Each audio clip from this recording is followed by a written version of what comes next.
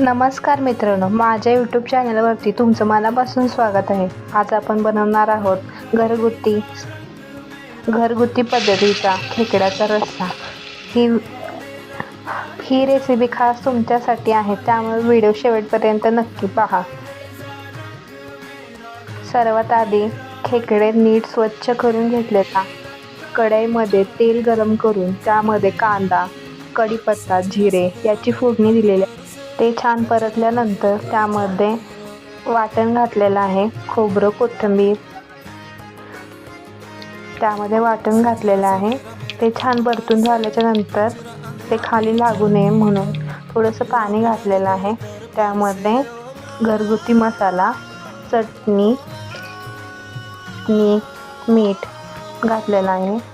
मटण मसाला आणि हळद थोडीशी घातलेली आहे.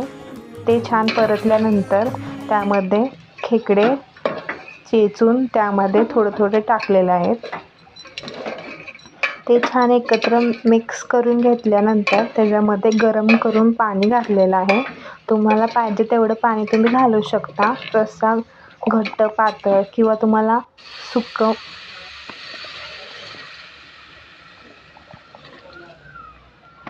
उकळी आल्याच्या नंतर बारीक गॅसवरती चांगलं उकळून द्या, शिजवून द्या.